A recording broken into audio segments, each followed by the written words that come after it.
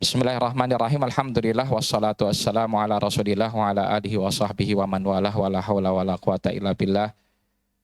Ustadz Iim dan Ustadz Taufik yang kami hormati, yang berada di Majelis Kiai, Ustadz Nur Fajriansyah, Direktur Pondok, Ketua Yayasan mungkin yang undur hari ini untuk bersama dengan kita.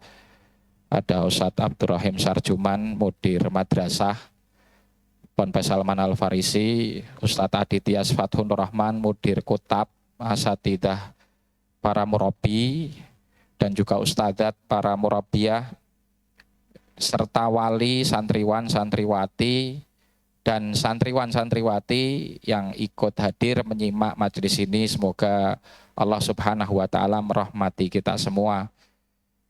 Tadi sudah dipaparkan panjang lebar ya, masalah politik, ya, mungkin lebih kepada munasabah ataupun momentum yang memang urgen sekali, sehingga tadi beliau Ustadz Iim menyampaikan edaran dari Majelis Kiai. Dan terkait dengan materi kami masalah remaja itu sebetulnya juga ada hubungannya dengan fenomena yang sekarang kita lihat. Ya, sekarang kan marak ya, kita kenal istilahnya Gen Z. Itu apa itu? Para wali ngikutin enggak itu? Kalau Gen Z, Gen Z, ya. Bisa Gen Z jadi. Ya. Ya, Gen Z, generasi Z gitu istilahnya mereka. Jadi istilah generasi Z itu ya remaja yang sekarang baru tumbuh, dan mereka hidup dari sejak kecil sampai sekarang remaja ini. Yang mereka dapatkan adalah perkembangan teknologi yang modern, sehingga diistilahkan dengan Gen Z, ya, generasi Twitter, generasi TikTok ya. Nah, ini kan jadi fenomena dan tantangan bagi kita semua, khususnya para wali. Kalau yang dirasakan banget para wali kan anak-anak sekarang ini dilepas dari gadget kan susah gitu. Betul apa enggak ini? Betul nggih? Nah, kemudian juga faktor pergaulan itu sekarang enggak terbatas dengan teman dunia nyata saja gitu. Anak-anak ini punya kenalan kadang lebih jauh lagi di dunia maya. Ya, dunia maya ini dunia yang tidak terbatas gitu. Bahkan dengan munculnya sekarang AI kalau nggak ngerti. Orang bacanya AI. Ya. Apa ini? Pokoknya ini teknologi modern di mana komputer itu bisa hidup kayak manusia. Ya. Maka ada teman virtual. Itu bisa diajak ngobrol, bisa dijak curhatan itu. Ya, dan bisa disosokkan dengan sosok-sosok yang ya mirip sekali dengan manusia, sosok perempuan dengan karakteristik, dengan suara, dan ya perempuan seperti jadi ngobrol begitu. Ini ngeri sekali kalau kita lihat tantangannya sekarang. Nah, terkait dengan karakteristik, kalau masalah karakteristik secara fitrah, Allah Subhanahu wa Ta'ala menciptakan umat manusia dengan fase umurnya dari sejak dulu zaman Adam sampai sekarang tuh yang nggak ada perubahan. Karakteristik itu maksudnya bawaan ya, merupakan fitrah penciptaan Allah ya bagi manusia dengan apa yang dia bawa. Ya, kalau fase masih anak-anak dari dulu sampai sekarang ya anak kecil usia 1 sampai 3 tahun, fasenya sama, fitrahnya sama, tidak ada kemudian generasi akhir zaman baru lahir jebrot langsung bisa jalan, itu nggak ada. Mau istilahnya Gen Z, mau istilahnya apa ya tetap sama fasenya. Ya, karakteristik psikologis dan yang lainnya juga sebetulnya sama, tapi yang merubah adalah situasi lingkungan. Ya, jadi tantangannya berbeda antara dulu dengan sekarang. Nah, apakah Islam bisa menyelesaikan problematika ini?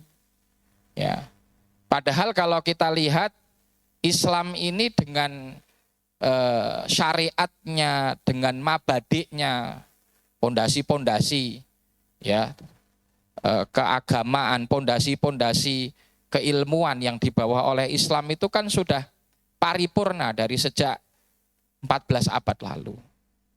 Bisa enggak Islam menyelesaikan tantangan ini? Ya. Kalau kita sebagai orang beriman ya akan langsung kita jawab bisa. Wong Islam itu menjadi syariat sepanjang zaman kok. Ketika Allah sempurnakan al-yauma akmaltu lakum dinakum, yaitu artinya sempurna untuk dipakai sepanjang zaman.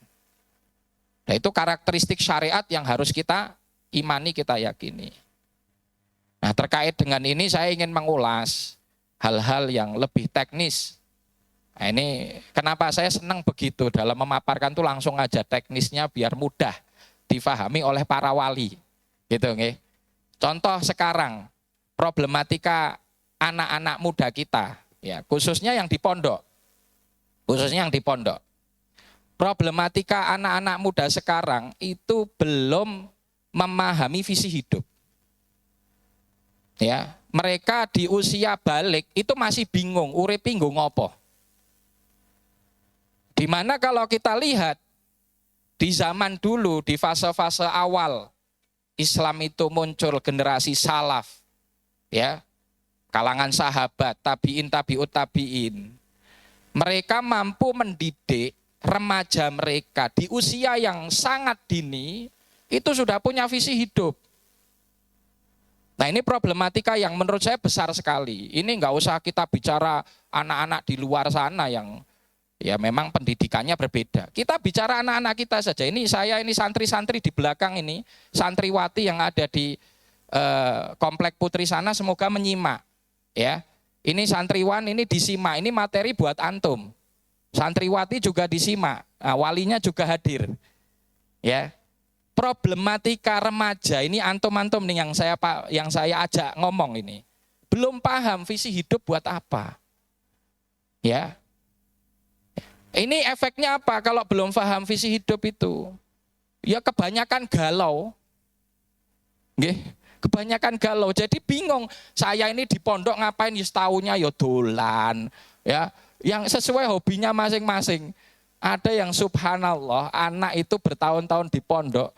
Ya, ini di sini komplek kita kan sekitaran persawahan. Ya hobinya masih nyari ikan citol gitu ya. Enggak tahu nanti kalau yang di Putri bagaimana. Itu saya masih ngelihat karakteristik begitu gitu. Ya, yang hobinya sebelum masuk pondok itu udah seneng komik. Sampai di pondok pun juga masih sama, itu imajinasinya itu berkomik ria. Ya, senang gambar gitu. Ya, yang lainnya belajar dia gambar komik gitu. Ya, mengilustrasikan cerita. Bahkan ini real, nyata. Ya. Sudah lulus pondok, cita-citanya ngapain? Ya. Atau enggak lulus ya, ini kasusnya mungkin saya enggak bicarakan yang lulus ya. Yang tidak lulus gitu, karena memang ada kasus santri di pertengahan tahun itu keluar. Itu sudah mungkin 3 tahun atau 4 tahun saya lupa, minta izin. Walinya itu sampai sudah nyerah. Gara-gara apa? Anaknya ini kekeh, cita-cita saya jadi pemain bola. Loh, ini anak kita, saya nggak ngomong di pondok lain gitu. Ini anak kita di Salman gitu. Oke. Jadi cita-citanya apa? Pemain bola gitu. Ya saya juga sempat nanyakan kemarin, ini anak yang dulu pamit main bola ini kok belum kelihatan jadi pemain bola, ini sukses po enggak gitu loh. Iya.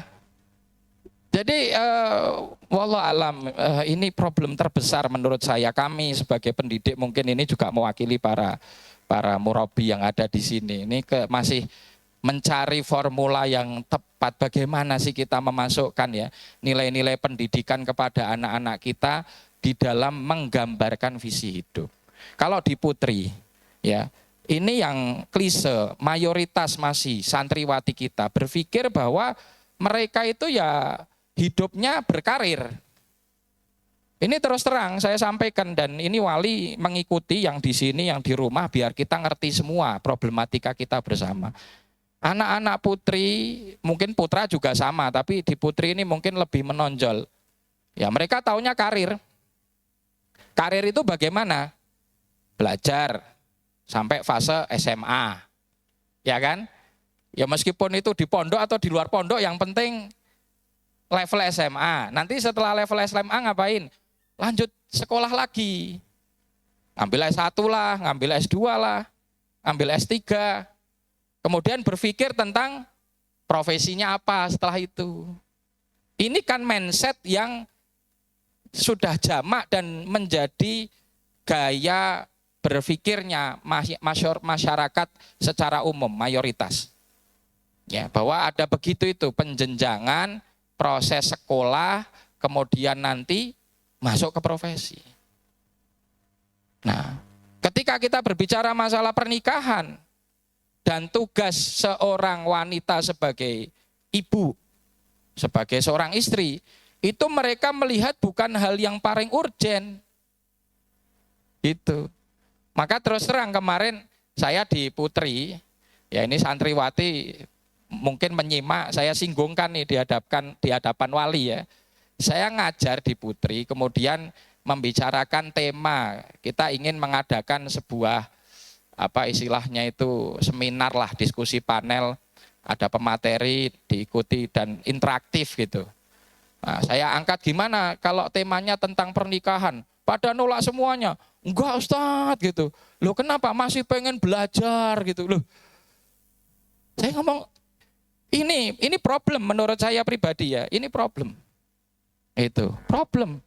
Lah mau ngapa belajar, ujungnya setelah belajar apa? Ini sebagai wali nih. Kalau nih, ini saya mau nanya, ada yang wali putri di sini, Nun Sewu? Ada yang wali putri? Angkat tangan. Oke. Datang Pak. Seumpama nih, yang wali putri ini khususnya ya. Anak jenengan belum selesai sekolah. Ya. Sekolah itu kan bisa S1, bisa, bahkan belum selesai pondok. Terus tiba-tiba ada seorang pemuda atau ikhwan lah, bisa jadi udah nggak muda juga gitu. Nembung putrinya. Ini orang yang soleh seumpamanya. Jenengan akan terima atau tolak? Ayo, ini langsung ujian ini pada wali. Jawabannya gimana ini? Ini bukan dijawab sekarang, tapi direnungkan. Oke. Direnungkan. Kenapa saya membicarakan masalah ini loh? Ini terkait visi. Visi hidup itu dalam Islam penting. Ya. Visi hidup penting. Dulu apa pernah di zaman sahabat dulu menanamkan visi kepada kepada generasi putri waktu itu, dari sejak kecil digambarkan, nanti nak kamu harus sekolah yang tinggi nak. Ya, baru habis itu kamu berkarir cari profesi yang paling bagus. Kan enggak begitu. Wong dulu belum ada sekolah. Pendidikan anak-anak putri itu ya di rumahnya masing-masing. Nggih napa mboten? Nah, ini problem. Jadi menurut saya hal yang paling sangat vital yang kita hadapi di dalam pendidikan anak-anak remaja itu adalah masalah menanamkan visi hidup. Nah, untuk mensupport ini dalil saya apa? Ada, ya saya angkat di Sahih Muslim, ya ada sahabi, seorang sahabat yang masih muda, masih ghulam, ya masih muda. Di sini umurnya mungkin menjelang balik, ya sekitaran itu. Namanya adalah Rabi'ah bin Ka'ab al-Aslami. Nanti bisa dibuka itu, ya biografi Rabi'ah bin Ka'ab al-Aslami. Ya, beliau mengisahkan, saya ini pernah menemani Rasulullah SAW untuk bermalam di satu malam. Ya, kemudian besoknya menjelang sholat, si Rabi'ah bin Ka'ab al-Aslami ini membantu Rasulullah SAW untuk apa? Untuk kebutuhannya, hajatnya. Hajatnya diantaranya mau wudhu, diambilkan air wudhu, bersuci, hajat untuk sholat itu didekatkan semuanya. Karena Rasulullah SAW sudah dibantu sama anak ini, ya, maka Rasulullah SAW kan nawari hadiah gitu. Kamu minta apa kamu Robiah? Coba jawabannya apa? Beliau menjawab, saya minta untuk jadi teman engkau yang membersamai engkau wahai Rasulullah di surga. As'alu murafaqataka fil jannah. Itu anak loh, masih Rasulullah sampai jangan-jangan ini anak aslinya malu mau ngomong apa, tapi kalau bahasa orang jamaahnya ini yahanu. Ada yang tahu Pak Mus tahu ya? Yahanu Pak. Yahanu tahu ya? Yahanu itu apa? Tok-tok men itu. Tok-tok men golek sing itu padahal pengennya ini gitu. Ya malu-malu kucing lah istilahnya. Bisa jadi minta duit aslinya atau minta apa, tapi tok-tok men biar kelihatan saya pengen surga. Awa ghairu dzalika ya Rabi'ah. Oh, mungkin selain itu apa lagi? Ya, huwa dzaka ya Rasulullah. Ya itu, saya pengen nemani engkau di surga. Maka dijawab oleh Rasulullah SAW, fa'a'inni ala nafsika bikathrati sujud. Kalau begitu ya bantulah aku untuk merealisasikan permintaanmu itu wahai Rabi'ah dengan kamu memperbanyak sujud. Itu loh bagaimana karakter pemuda sahabat waktu itu. Yang kedua, ketika perang Badar, ya, ada dua pemuda. Kalau di sini mungkin umurnya sudah lebih tua dikit, tapi juga masih pemuda. Wong disebut di situ gulam. Ya, dikisahkan oleh Abdurrahman bin Auf radhiyallahu taala anhu. Ada dua pemuda di perang Badar itu nyenggol Abdurrahman bin Auf, ya. Ghamazani dalam riwayat disebutkan, kemudian bertanya, wahai paman, ya nyebutnya aja paman. Kalau umur kurang lebihnya belasan tahun, lebih dari 15. Karena Rasulullah SAW tidak menerima anak untuk ikut berperang kecuali setelah 15 tahun. Tapi disebut hulam berarti belum tua banget, masih belasan. Ini Ghamaza Abdurrahman bin Auf. Ya artinya nyolek lah istilahnya. Terus tanya, wahai paman gitu ya, tahu nggak yang namanya Abu Jahal itu yang mana? Gitu. Yang Abu Jahal itu yang mana? Ya kata Abdurrahman bin Auf, ini anak kecil nanya ngapain? Kenapa kamu nanya Abu Jahal katanya? Ada dua sebetulnya di situ. Yang pertama namanya Mu'ad bin Amr bin Jamuh. Ya, ini sahabat Ansor semua, anak putra dari sahabi juga Amr bin Jamuh. Kemudian yang satunya lagi namanya Amr bin Afra. Ya, nanti kisah tentang keduanya ini masyhur sekali. Dua-duanya sama nyolek gitu. Mana sih yang namanya Abu Jahal itu, saya pengen ngerti. Loh, kenapa kamu nyari Abu Jahal? Saya dengar bahwa Abu Jahal ini suka mencela Rasulullah SAW.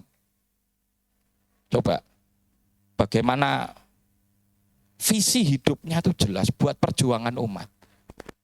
Kemudian setelah ketemu sosok Abu Jahal, Abdurrahman bin Auf, kalian lihat itu tuh yang kalian cari Abu Jahal. Kemudian dua pemuda ini langsung merangsek mendekati Abu Jahal sampai keduanya bisa membunuh Abu Jahal. Jadi nanti kalau dibuka kisah Badar, yang bunuh Abu Jahal ini nanti dinisbatkannya dua orang ini. Maka ketika dihadapkan kepada Rasulullah SAW, dicek siapa yang sebetulnya bunuh. Apakah si Mu'ad bin Afra atau Mu'ad bin Amr bin Jamuh. Karena dua-duanya ternyata pedangnya itu memang betul-betul terlihat ada bekas darah yang itu merupakan luka daripada musuh yang dibunuhnya. Singkat cerita yang ingin saya sampaikan, pemuda di zaman itu usia segitu itu mindsetnya sudah panjang. Jadi ini PR, karena kalau saya bahas akan panjang, ini enggak banyak ya urusan-urusan yang lain, masalah gadget, masalah yang lain itu butuh pembahasan khusus. Tapi menurut saya yang paling urgen sekarang, ayo kita tanamkan ke anak-anak kita, visi hidup mereka tuh apa sih? Gitu. Ya, insya Allah kalau kita sukses nanamkan ini kepada anak-anak kita, putra ataupun putri, saya yakin ya mereka ketika nanti betul-betul tumbuh jadi pemuda, jadi orang dewasa, punya karakter kepribadian yang tangguh. jelas visi hidupnya. Nggak gampang apa istilahnya itu ngeleor gitu, istilahnya itu apa? Bingung. Sekarang mau lulus pondok bingung. Saya mau ngambil apa, saya mau kemana. Kalau jelas dia itu untuk ibadah, untuk berkhidmah kepada umat, nggak bakal bingung. Ya, majalah apa saja, bidang apa saja yang nanti dia pilih, dia tekuni, dia pelajari, mesti tujuannya adalah untuk berkhidmah kepada umat. Dan tujuannya untuk dia beribadah kepada Allah Subhanahu wa Ta'ala. Nah, ini renungan ini ya bagi kita semuanya, dan saya pikir hal yang paling urgen adalah kerjasama antara pesantren dan wali. Ya, wali juga harus paham visi ini dan saling mensupport. Anak-anak kita ditanamkan terus begitu. Yang punya anak-anak putri, jangan ditakut-takuti, wah jangan cepet-cepet nikah nak, nanti aja kalau sekolahnya udah selesai. Jangan. Kita harus lebih maju lagi. Ya, kalau kita bisa menyiapkan generasi di belasan tahun itu sudah siap untuk menjadi orang dewasa, yang laki-lakinya sudah siap berkeluarga, yang putrinya juga demikian, siap mendidik, siap tampil. Ya, itu suatu saat kita tidak akan istilahnya heran kalau masa-masa keemasan Islam itu akan balik. Karena dulu Harun ar-Rasyid itu 15 tahun sudah mimpin pasukan. 15 tahun. Kurang dari 30 tahun itu udah jadi khalifah. Sekarang kita itu selalu mengerdilkan. Oh jangan dulu nak, kamu masih kecil. Cilik, lah terus cilik terus. Sampai 30 tahun kita masih ngomong, oh jek cilik. Saya kemarin ke santriwati ini, ayo milih mana? Nikah muda, tapi dapat pasangan yang bagus, ya. Atau kalian nunda-nunda tapi nggak laku, tak gitu kan. Ini sebagai orang tua milih mana ini? Nah ini renungan. Sama juga kami ini gini, kadang kita gojloki ustadz muda ini. Ayo ndang nikah, belum berani, belum berani. Ya terus piye? Kon nikah, kon rabi rong wani. Bagaimana mimpin umat gitu loh. Nggih. Ini barakallahu fikum. Mohon maaf kalau ada kata-kata yang kurang berkenan. Wassallallahu wasallim wa barik ala Muhammad wa ala alihi wasahbihi wasallam tasliman katsira. Baik, kami ucapkan jazakumullah.